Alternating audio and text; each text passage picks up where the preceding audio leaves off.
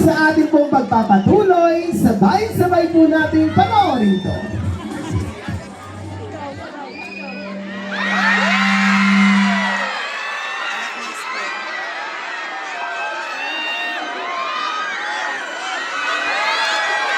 Aking Dumagoso, anak ng Tondo, lumaki at namulat sa hamon ng buhay dito sa Tondo. Anong po ang pangarap ninyo? Maayos na kabuhayan, ligtas na kalsada, at may kalidad na edukasyon para sa ating mga anak.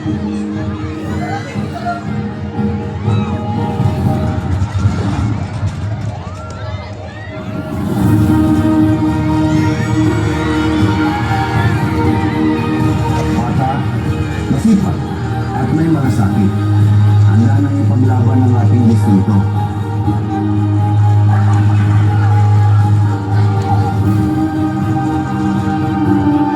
Kasama po ninyo ako para sa maunlad na Tondo. Sama-sama natin gawin mas maayos, maaliwalas, at panatag na pamumuhay sa Manila. Together, we will make Manila great again. Joaquin Dumagoso po, number 6 sa balota, para konsihal, para sa Tondo, para sa Maynila. Anak ng ating butihing Yorme Isko Moreno Dumagoso, bata mang maituturing ngunit sa pagseservisyo niya ay handang-handa na rin ang magiging boses ng kabataan. Palakpakan po natin ang numero 6, Konsehal Joaquin Dumagoso.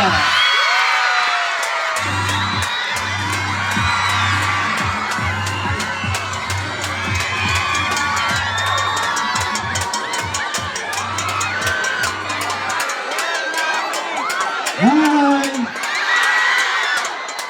Hello! Tatanong ko sa akin, isang malakas na sigaw dyan, pero mukhang nagsisigaw na po kayo!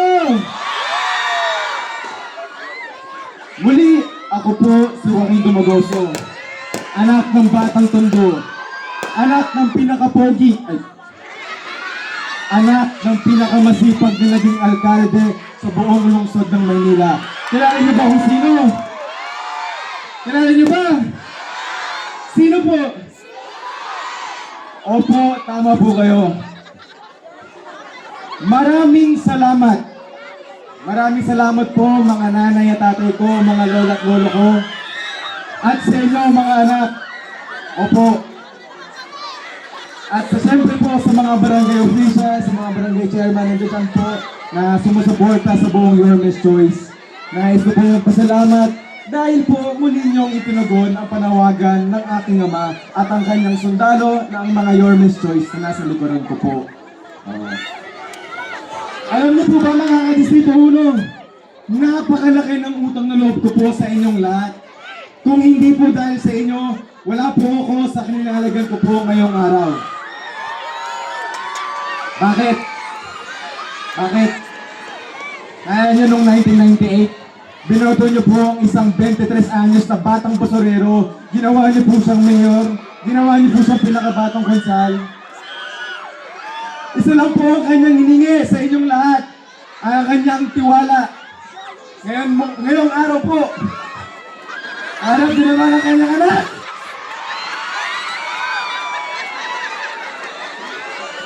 Harap din naman ang kanyang anak at ganoon din po ang aking hinihingi sa inyong lahat po na sana po mapagtitiwalaan niyo rin po ako. Apo. Posible po ba? Mapagtitiwalaan niyo po ako? Talaga? Maraming salamat po. Totoo po. Bata pa po ako, katulad ng mga nandito dito. Opo, bata pa po ako. At baby face din. Hindi. Pero naiintindihan ko po kung gaano kalaking pinapasukan ko pong trabaho. Yung public service po, hindi po madala ito. Marami kang kailangan isakripisyo. Dugo, pawis, luha, at syempre oras. Kasi ako po, naranasan ko po yun. Naranasan ko po yan bilang anak.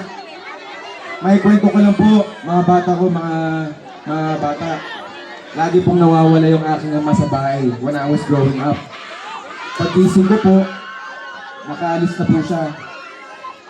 Pag-uwi ko po, hindi pa siya nakaka-uwi. Minsan nga, kada linggo ko na lang nakita ang aking ama eh. Totoo po yun. 3 buwan nga din siya na hindi nakauwi nung kasagsagan po ng pandemya. Kaya po, nung mga panahon na binigay sa amin ni Lord, itinerish po namin yun magkakapatid. Naiintindihan naman po namin gaano kabigat at gaano karaming responsibilidad ang pagiging public servant. Bakit po? Eh kasi kapakanan ng taong pinag-uusapan. Kayo po ang pinag-uusapan, tama po ba?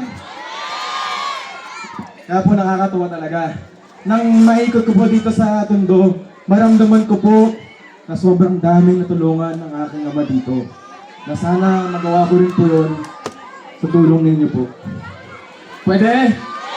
Sige. Kaya po laging sinasabi ng aking ama, anak, ang paglilingkod natututunan. Ang serbisyo napapag-aralan. Pero alam mo hindi na ituturo sa masisinamang tao. Ayan po ang pagmamahal mo sa kapwa mong tao.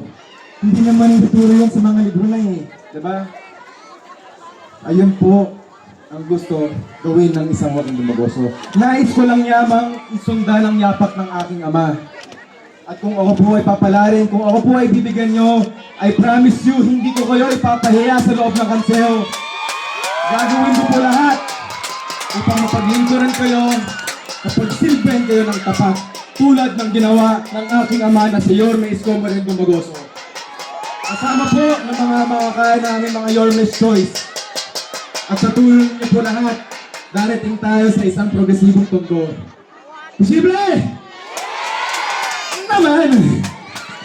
Muli, ako po si Joaquin Dumagoso, ay number 6 sa balota. Sana huwag niyo pong kakalimutan.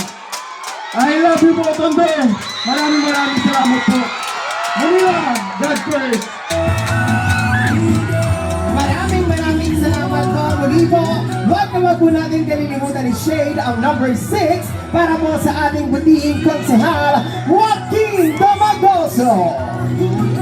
At sa ating po pagpapatuloy, muli po, sabay-sabay po nating panoorin to.